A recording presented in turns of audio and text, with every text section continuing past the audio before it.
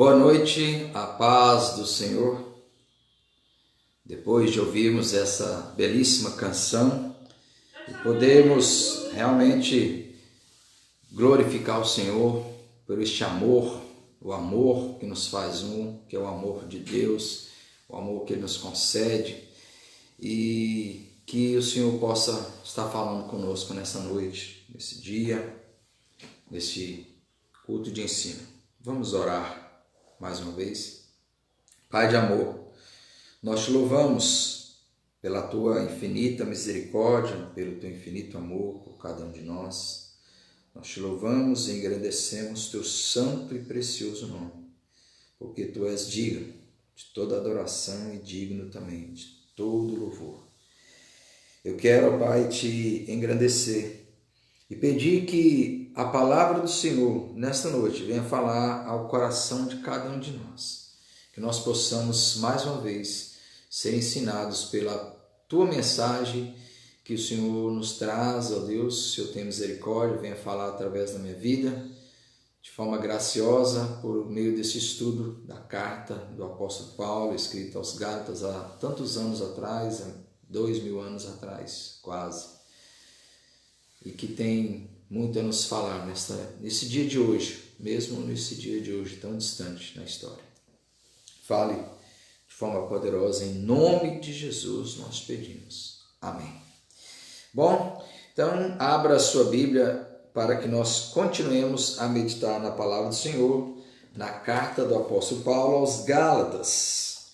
Nós vamos falar nesta noite ainda, nesta carta, como a gente vem tratando desta epístola, e aí hoje nós vamos continuar neste assunto, tratando sobre a liberdade cristã, contudo, uma liberdade cristã que precisa de ser equilibrada pelo amor. Sim, é o amor que equilibra a liberdade cristã. Aliás, esse tema de liberdade cristã é muito bem tratado pelo apóstolo Paulo nas suas cartas. A primeira carta aos Coríntios, ele também fala muito sobre a questão da liberdade.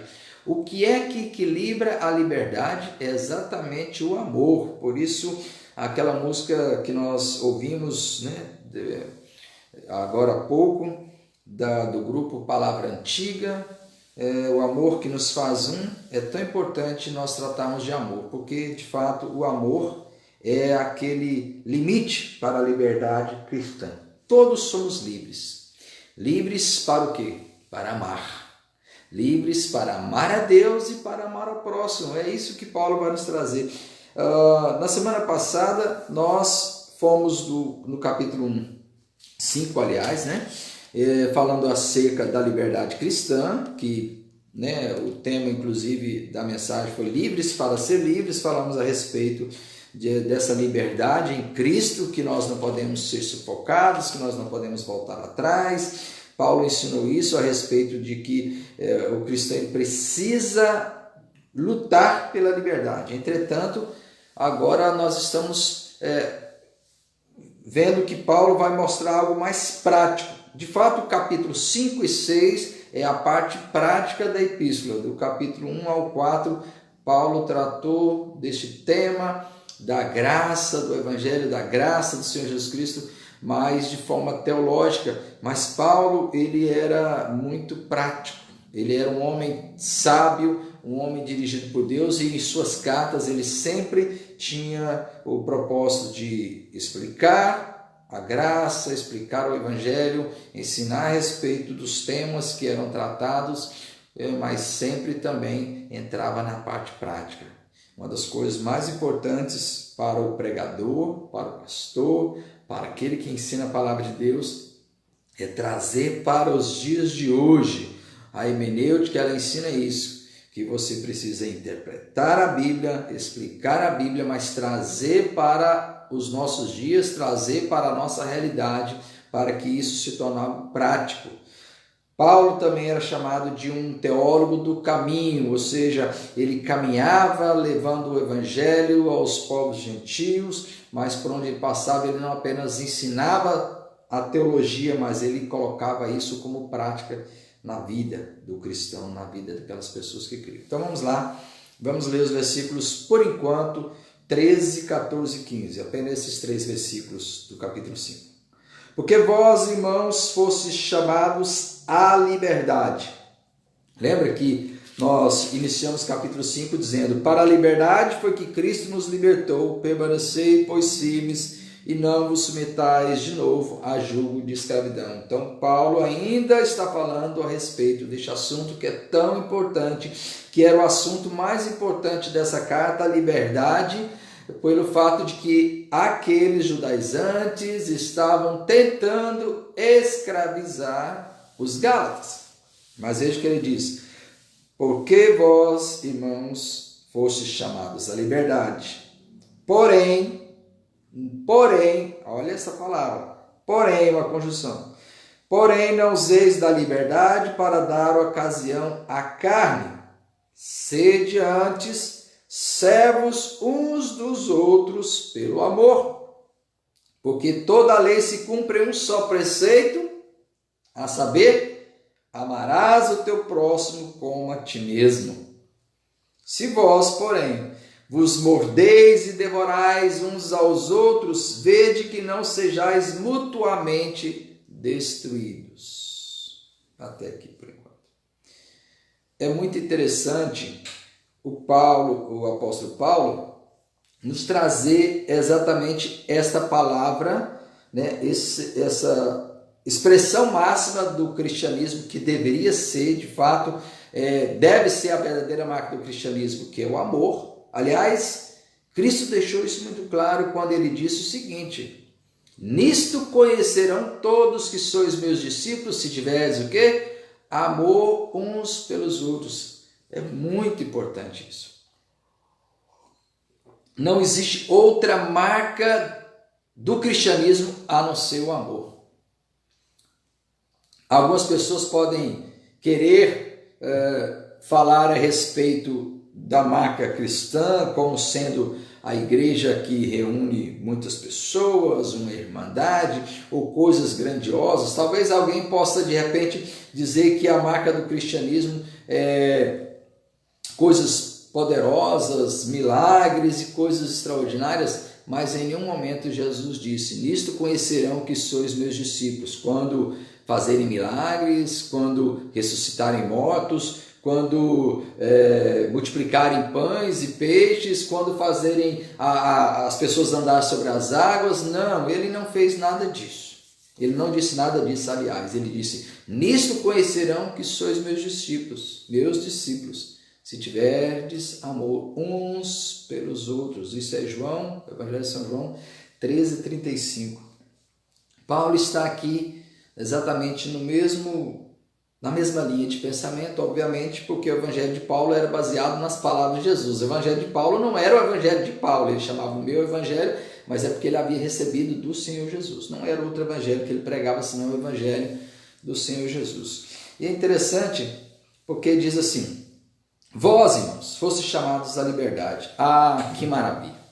Liberdade é algo extremamente importante. Nós falamos isso a semana passada. Livres para ser livres. O motivo que Paulo escreveu essa carta era exatamente trazer aos cristãos da Galácia a liberdade. Libertá-los de qualquer ingerência dos judaizantes, que eram extremamente legalistas. Eram como os mesmos fariseus e escribas. Parece que não havia uma mudança. Esses judaizantes, na verdade, eram os judeus que haviam crido em Jesus. Só que eles insistiam que era necessário que os gálatas fossem circuncidados, também guardassem algumas regras da lei, algumas leis ritualísticas, regras alimentares, dias da semana, etc., festa e tudo mais. Em outras palavras, como que eles deveriam se tornar judeus. Quase que abrir mão da sua própria nacionalidade, da sua própria cultura, dos seus próprios costumes para se tornar um judeu, ou seja, um prosélito, em outras palavras. Praticamente eles tinham o mesmo objetivo que aqueles fazedores de prosélito que existiam no passado, que eles faziam exatamente isso. Eles insistiam que as pessoas fossem circuncidadas, guardassem toda a lei, etc. Os judaizantes faziam algo bem parecido, talvez não com todas as exigências que eram dos judeus antigos, dos antigos mestres, escribas e fariseus, mas eles também tinham algo muito parecido, porque eles queriam colocar regras, limitações. Então Paulo vai dizer, não aceitem isso, nós falamos semana passada, vocês são livres agora, livres para viver o Evangelho. Vocês não têm que se tornar judeus, vocês não têm que abrir mão da sua própria nacionalidade, da sua própria cultura, isso é muito importante. O Evangelho ele é supracultural, isso é maravilhoso, e nós temos que entender isso. Supracultural, ou seja, o Evangelho muda culturas? Claro. Por que ele muda? Porque ele interfere em culturas naquilo que é de mais terrível, naquilo que é mais negativo, naquilo que é mais imoral, e isso transforma, com certeza, o Evangelho. Mas o Evangelho não pode ser algo fechado que uma nação leva para outro, levando ali não apenas o Evangelho, mas levando também as suas próprias regras, ou seus próprios costumes, como se isso fosse bíblico. Ideologias não é o Evangelho. Cultura não é o Evangelho. O Evangelho ele é supra, ele é muito acima de todas essas coisas e essas questões. Mas Paulo está chamando o seguinte, atenção, ele falou a respeito disso nos versículos anteriores, né, de versículo 1 ao 12, mas agora ele vai chamar a atenção para um outro problema, que infelizmente o cristianismo é interessante, como que diz o William Hendricks. Ele diz o seguinte, William Hendricks, que o cristianismo é como se fosse uma ponte muito estreita. A gente chama isso aqui, talvez vocês saibam o que é pinguela, né? Não sei se na tua região diz pinguela, eu sei que pelo menos lá em Goiás, pinguela é uma pontezinha bem estreita, às vezes feita apenas com um tronco, e ela é tão estreita e você tem que andar por ela. Na verdade, isso é muito semelhante àquilo que Jesus falou no Sermão do Monte. Ele fala sobre isso, né? Andai pelo caminho, entrar pela porta estreita, andai pelo caminho estreito, etc. Nós vamos falar isso mais adiante, porque nós estamos trabalhando aos domingos o Sermão do Monte. Mas é interessante que é muito semelhante a essa ilustração que o William Hendricks fala. O cristianismo é como se fosse essa ponte tão estreita e você tem que andar por ela, com o perigo de você cair de um lado no legalismo, rígido, duro, cheio de regras, cheio de normas, e principalmente que exalta o homem como se o homem tivesse condições de moralmente cumprir as regras da lei e ser salvo por causa disso. Mas, por outro lado, também é o perigo da pessoa cair do outro lado, no liberalismo, na libertinagem e viver de forma devassa, sem nenhuma preocupação. Por quê? Porque muitas pessoas, às vezes, entendem errado a mensagem do Evangelho. E era essa a preocupação de Paulo aqui. Olha o que ele diz. Meus irmãos, vocês foram chamados à liberdade, porém não useis da liberdade para dar ocasião à carne. Qual é o problema da carne?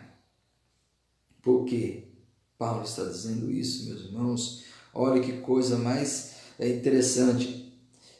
Muitas vezes as pessoas querem ser livres e entendem essa liberdade errada. Veja só, as pessoas acreditam, alguns falam assim, não, Jesus morreu na cruz por mim, ele nos salva mediante o seu poder, o seu sangue que foi derramado por mim, então eu fui salvo pela graça. Se é pela graça, então eu fui salvo gratuitamente. Não há nada que eu possa fazer. Verdade? Não há nada que eu possa fazer. Nada que eu possa comprar. Eu não posso acrescentar nada, eu não posso fazer nada para merecer nem para conquistar a salvação. Não. Então, se é assim, eu então posso viver de qualquer maneira, porque se eu viver de qualquer maneira, eu vou ser salvo pela graça. Errado. Este que é o grande problema. Às vezes as pessoas entendem muito errado o Evangelho e existem algumas razões para nós compreendermos.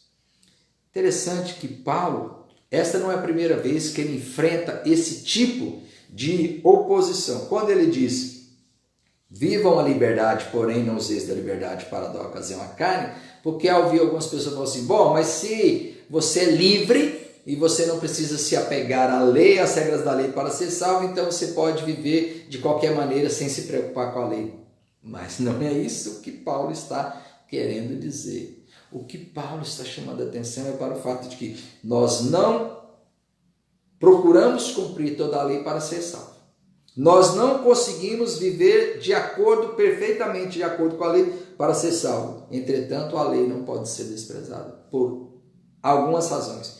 Mas daqui a pouco nós vamos entrar quais são os motivos principais, e exatamente o motivo principal é a questão do amor, ou seja, da lei do amor. Mas antes, para fortalecer aqui o que Paulo está falando, nessa passagem nós vamos para uma outra passagem em que Paulo sofre, vamos dizer assim, esse tipo de, de ataque. As pessoas diziam, bom, se é pela graça, então vamos praticar males para que venha bens. Paulo ele sofreu esse tipo de ataque. Pois é, mas aí Paulo vai dizer o seguinte, olha só, capítulo 6. Que diremos, pois? Permaneceremos no pecado. Capítulo 6 de Romanos, tá? Estou indo para outra carta para fortalecer aquele texto lá. Romanos capítulo 6. Que diremos, pois? Permaneceremos no pecado para que seja a graça mais abundante?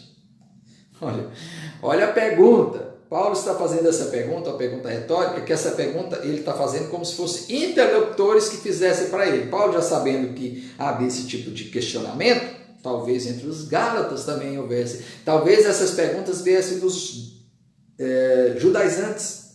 Então se é assim, se é pela graça, então vamos praticar pecado, porque assim aí a graça será mais abundante. Olha o que Paulo diz, de modo nenhum, como veremos ainda no pecado, nós que para ele morremos. Então eu até já falei isso aqui alguns dias atrás, que nós morremos para o pecado, por isso não vivemos para o pecado. Contudo, aqui em Gálatas, Paulo vai fazer essa defesa de uma outra forma.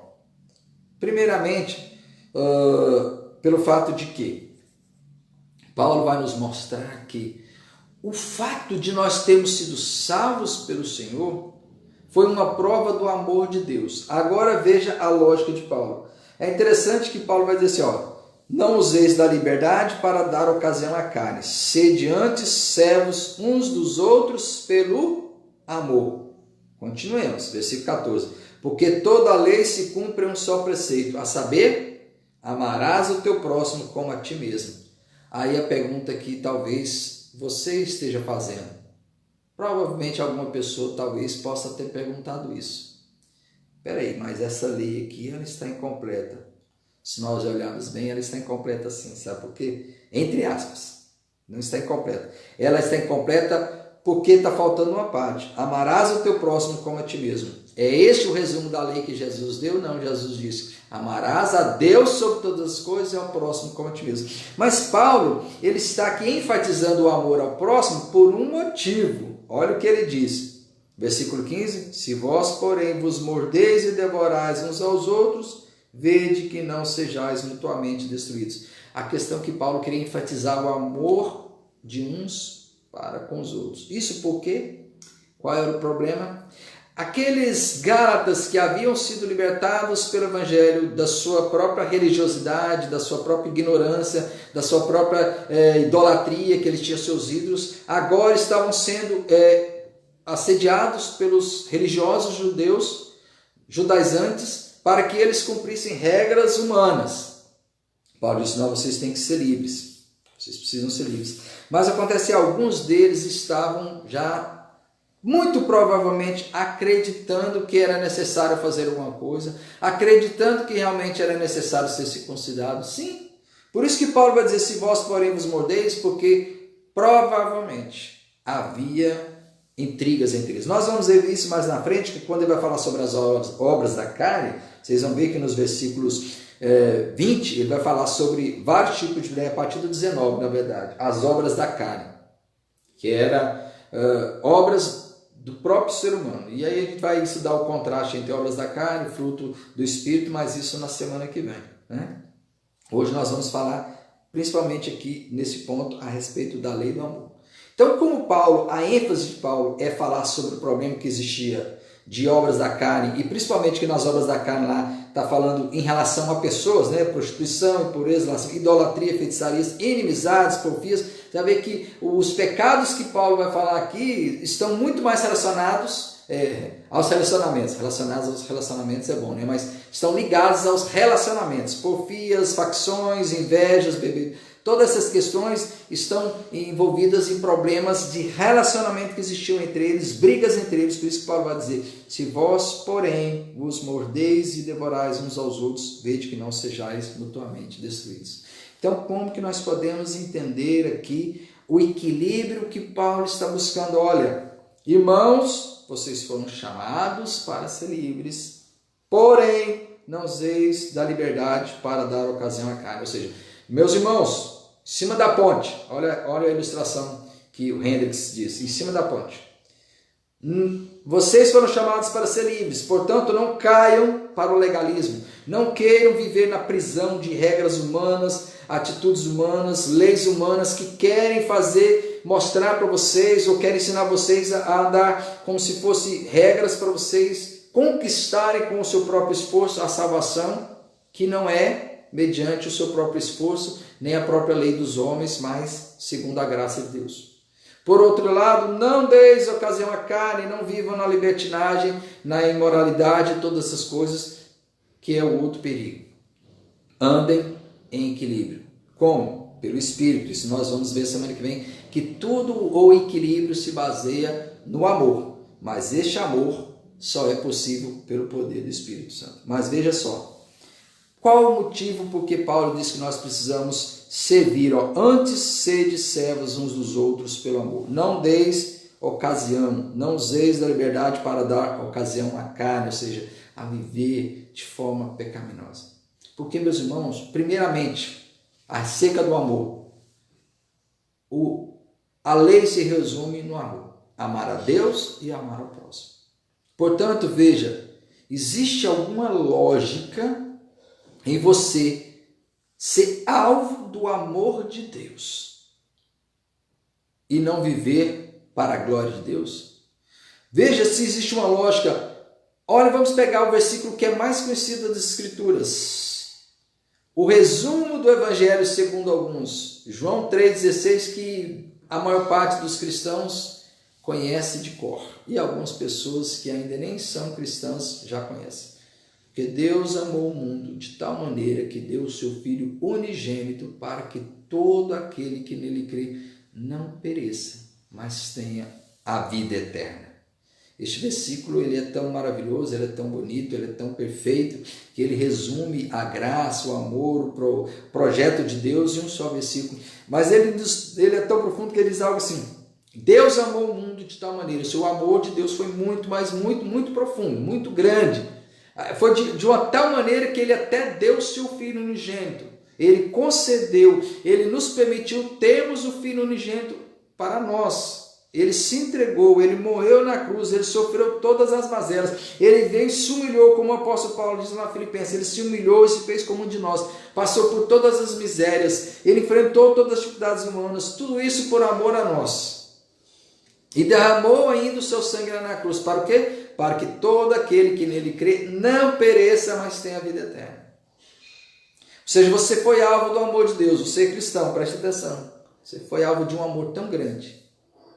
Tem lógica agora você viver de qualquer maneira no pecado, sendo alvo do amor de Deus. Você experimentou um amor tão grande que foi um amor sacrificial. Primeiro, ele deixou toda a sua glória, todo o seu poder para viver como um de nós, experimentou todas as mazelas e durezas. Depois ele foi obediente até a morte de cruz. Ele sofreu o inferno. Ele foi separado por alguns instantes lá na cruz, quando ele disse: Deus meu, por que me desamparaste? Ele experimentou toda a dor de estar separado do Pai, que ele nunca experimentou, por amor a mim e a você. Agora, seria e é de fato uma ingratidão uma pessoa achar que pode viver de qualquer maneira na devassidão do pecado, tendo uma prova de amor tão grande como essa. Então, está implícito aqui o amor a Deus. Nós o amamos porque ele nos amou primeiro. Quem não ama a Deus é porque, de fato, ainda não foi alvo do amor de Deus. Ele pode até achar: não, eu estou salvo, eu posso viver de qualquer maneira. Não, olha, a palavra de Deus é muito clara em mostrar isso em várias passagens.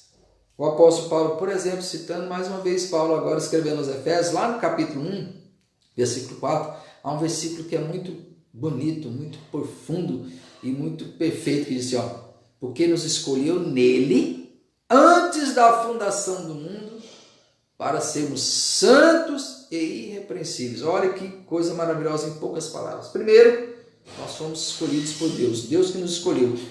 Antes da fundação do mundo, antes que eu ou você tivesse feito alguma coisa. Então, o escolhido de Deus é aquele que é escolhido por causa do amor de Deus, do seu próprio propósito, porque Ele quis, e não tem nada a ver com o que eu faço ou tenha feito, porque Ele quis. Isso foi do beneplácito da sua vontade, foi desejo dEle, e Ele sabe por quê e por quê. E a razão, o motivo e todas essas coisas. Mas, o que é mais interessante, Ele nos escolheu nele para sermos santos e irrepreensíveis. Ele não nos chamou para vivermos uma vida mundana, uma vida de pecado. Ele nos escolheu para sermos santos e irrepreensíveis, ou seja, para vivermos separados para Deus e sem repreensão, ou seja, sem estarmos sermos alvos de repreensão, sermos irrepreensíveis, viver para a glória de Deus, viver de acordo com a vontade de Deus, para agradar a Deus. Ainda em Efésios, um outro texto que vai mostrar isso de forma muito clara, é capítulo 2, versículo 8, 9 e 10. O 8 diz, porque pela graça sois salvos mediante a fé, isso não vem de vós, é dom de Deus. Isso nos deixa claro que é pela graça, é mediante a fé, é dom de Deus, não é das obras para que ninguém se glorie, versículo 9, ou seja, para que não haja orgulho, para que não haja prepotência, para ninguém achar assim, não, fui eu que construí a minha salvação, não é pelas obras para que ninguém se glorie. Mas o versículo 10 ainda é mais profundo, porque diz assim, porque somos feitura dele, criados em Cristo Jesus para as boas obras que Deus preparou de antemão para que andássemos nelas. Ou seja, Deus, Ele nos fez, nos refez, somos feitura dele, o poema de Deus, o termo lá original é poema, nós como se fôssemos uma obra-prima de Deus, refeitos em Deus. Para o quê? Para andarmos nas boas obras, não é para andar no pecado, não é para andar na devassidão moral. Então, quer dizer, não tem lógica você ser salvo, ter a liberdade cristã e viver de qualquer forma, não. Você foi chamado para a liberdade, então viva a liberdade e ao invés de dar ocasião à carne. E aqui Paulo está falando de todo tipo de pecado, como ele vai falar mais adiante sobre as obras da carne. Mas o que era mais problemático entre eles era o fato de que eles estavam se mordendo, se devorando, ou seja, estavam brigando, havia discórdia entre eles. E Paulo vai dizer, não, sabe por que não? Porque toda lei se resume em um só preceito, amarás ao teu próximo como a ti mesmo. E aí nós já chegamos no segundo ponto. Primeiro, nós temos que andar na liberdade, não usar da liberdade para dar ocasião à carne. Primeiro, porque nós somos salvos pela graça para viver pela fé, na dependência total de Deus, na dependência total do seu cuidado, do seu amor, de forma graciosa, por amor a Deus, porque Ele nos amou. E a lógica de quem é amado é amar ou não. Você é muito bem cuidado, por exemplo, você é muito bem cuidado pelo seu pai, pela sua mãe, eles amaram e cuidaram, se protegeram a vida inteira. Aí quando eles estiverem bem idosos, o que você faz? A lógica é você retribuir esse amor, cuidar deles, protegê-los. Infelizmente tem filhos que fazem o quê? Pega o idoso, joga lá num asilo daqueles mal cuidados, em lugares horríveis, onde não há nenhum tipo de cuidado. Vai lá talvez uma vez por ano, 2 vezes por ano no máximo e deixa aquela... Todo mundo fica revoltado quando vê idosos abandonados pelos filhos em um asilo, porque olha, não cuidou do pai. O pai e a mãe que cuidaram tanto dos filhos e às vezes ninguém cuida dos pais. Agora imagina, Deus que nos amou tanto, nos deu tanto amor, você vai viver de qualquer maneira?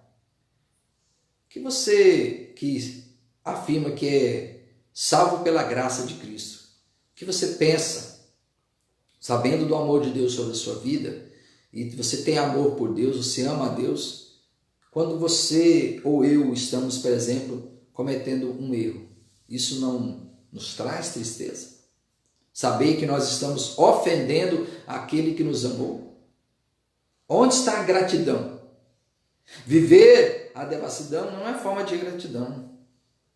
Aquele que é amado tem que demonstrar. Então, quer dizer, o Evangelho é isso, ele nos salva por amor e livremente, nós não pagamos nada por isso, mas nós que somos salvos, a gente retribui amando. Mas tudo na dependência também da graça. Não vivam a vida. Aquela pessoa que vive em pecado, na devassidão moral ou dando lugar à carne é porque nunca foi salvo, nunca experimentou o amor, porque se ele fosse experimentado pelo amor, ele seria transformado pelo amor. Ele seria transformado pelo amor. Ele seria grato, sabe? Quando a pessoa está lá enganando, mentindo, se acabando nas drogas e na bebedeira, prostituindo, será que essa pessoa realmente foi salva? Ela pode dizer, não, eu sou salvo pela graça, eu não preciso fazer nada. Mas será que foi salvo mesmo? O coração dele foi transformado? É isso que Paulo vai trazer aqui. Tudo se cumpre na lei e amarás a teu próximo como a ti mesmo. Por isso que Paulo vai chamar a atenção para a segunda parte do mandamento do amor, né, lá da lei do amor, pelo fato de que, se vós, porém, vos mordeis e devorais uns aos outros, vede que não sejais mutuamente destruídos. Se eles não demonstrarem o verdadeiro amor uns aos outros, isso vai mostrar que realmente eles ainda não conheceram o Evangelho. O que aconteceu? Eles estão se mordendo, se devorando uns aos outros. Provavelmente estava havendo entre eles muitas intrigas, muitas controvérsias, muitos tipos de problemas relacionados à comunhão. Não estava havendo comunhão, por quê? Porque eles deixaram de compreender o amor de Deus. O amor de Deus não transformou muitos deles. Para isso que Paulo chamar a atenção. Olha, vocês são livres, mas tomem cuidado. Vocês são livres para viverem para Deus. A liberdade para viver para o Senhor. A liberdade não é para viver para nós mesmos. A liberdade não é para fazer aquilo que nós queremos. A liberdade não é para fazer aquilo que nos agrada. A liberdade é para fazer aquilo que é certo. Nós somos livres para honrar e glorificar a Deus. E é exatamente isso que Paulo está dizendo aqui. Toda a lei se cumpre em um só preceito, a saber, amarás o teu próximo como a ti mesmo. Portanto, ainda continua sendo a forma de nós compreendermos, de nós avaliarmos se realmente somos cristãos. Você ama o próximo? Você está disposto a orar pelo que te persegue? Lembra que Jesus disse lá no Sermão do Monte, há pouco tempo nós falamos sobre isso? Ouviste que foi dito, amarás o teu próximo e odiarás o teu inimigo? Não. Eu digo, porém, amai os vossos inimigos, orai pelos que vos perseguem. Orai e não amaldiçoeis. Nós temos que orar por aqueles que realmente nos perseguem. Amar até mesmo os inimigos, quanto mais é o nosso próximo. Então, verdadeiramente, o cristão, ele demonstra com a sua vida, e não é o esforço de amar o próximo, de ajudar, de socorrer, que vai nos salvar, mas o fato é de que aqueles que amam, eles, de fato, foram transformados.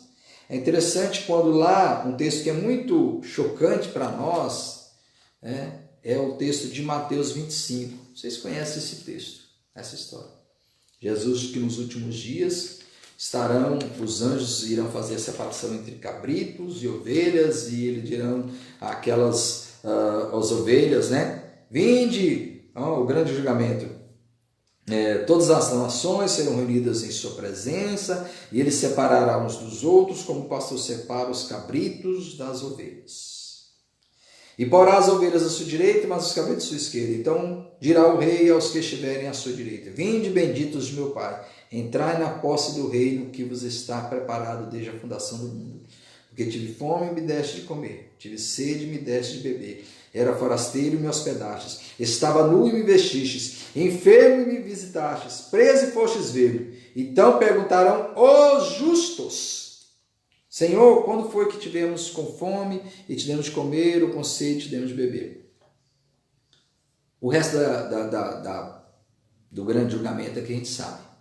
Mas o que eu quero chamar a atenção é para essas palavras que Jesus disse. Ele disse: então dirá o rei aos que estiverem à sua direita: vinde, benditos meu Pai, entrai na posse. Ou seja, primeira coisa que ele vai dizer aqui, que chama a atenção, é: e porá as ovelhas à sua direita e os cabritos à esquerda. Vamos dizer, as ovelhas, como ele já disse lá em João 10, as ovelhas ouvem minha voz e eu lhes dou vida eterna. Então, essas ovelhas são os seus discípulos, aqueles que ele escolheu que vão segui-lo. Então as ovelhas são aqueles que são dele. E a prova de que são dele é que eles amam, que socorrem o necessitado. Que, olha o que diz o versículo 17. Então perguntaram os justos.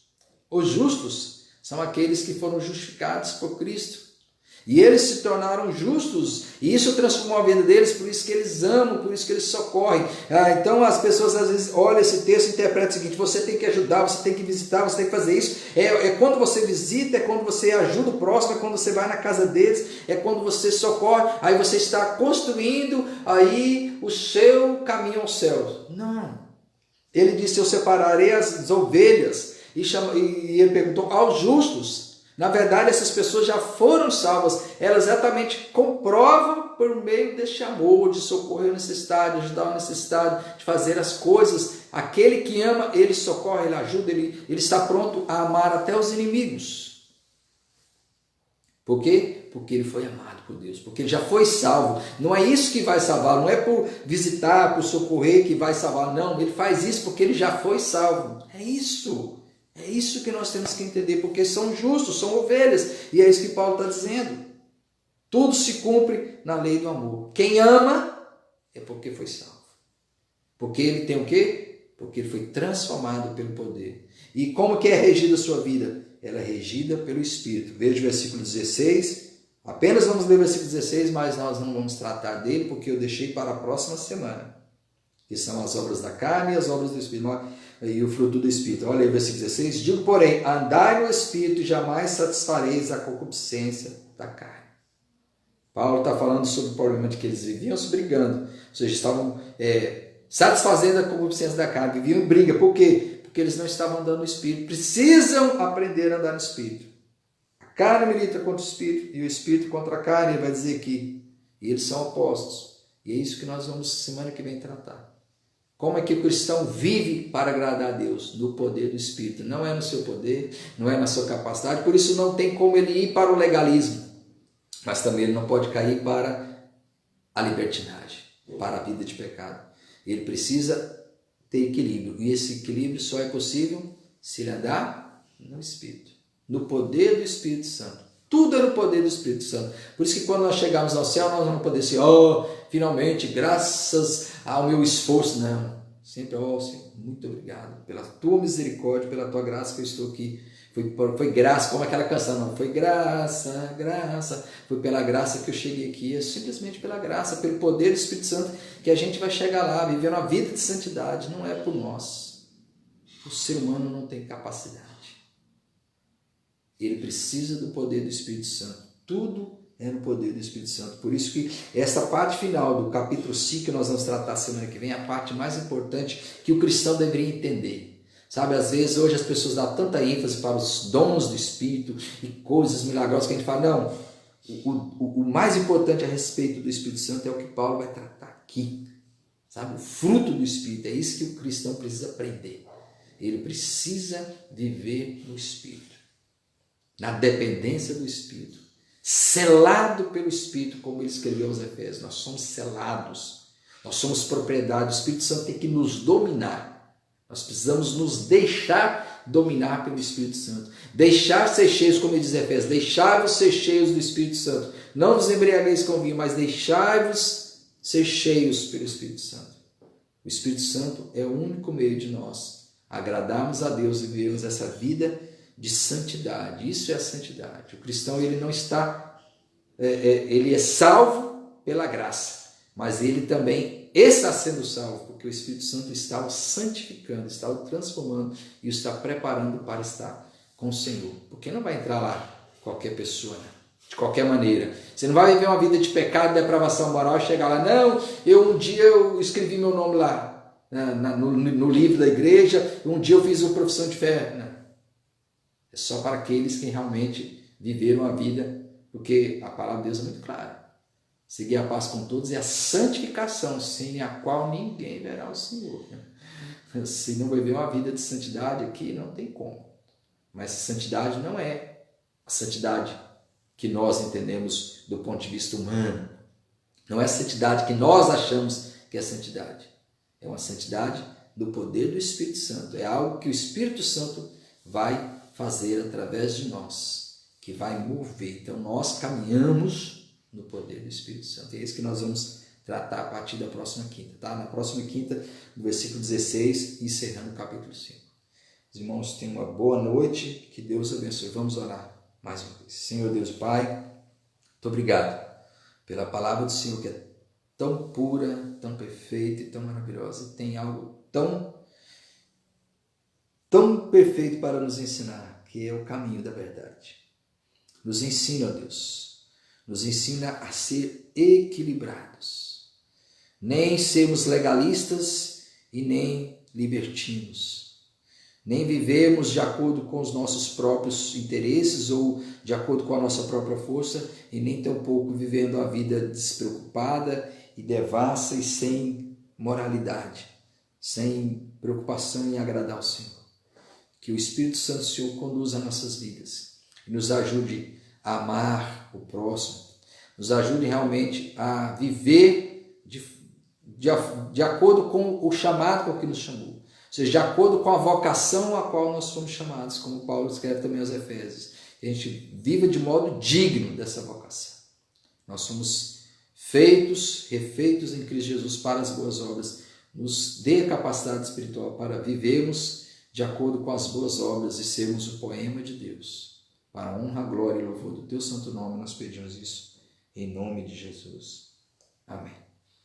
Amém. Que o Senhor abençoe grandemente. Domingo, se Deus quiser, pela manhã nós teremos nossa BD especial, Dia das Mães, e eu quero trazer uma palavra especial para as mães, né? Principalmente para as mães. Especial domingo. Esse mês é um mês especial, um mês da família. Eu quero trazer uma palavra especial domingo para as mães. Que Deus abençoe. Tenha uma noite abençoada na presença do Senhor.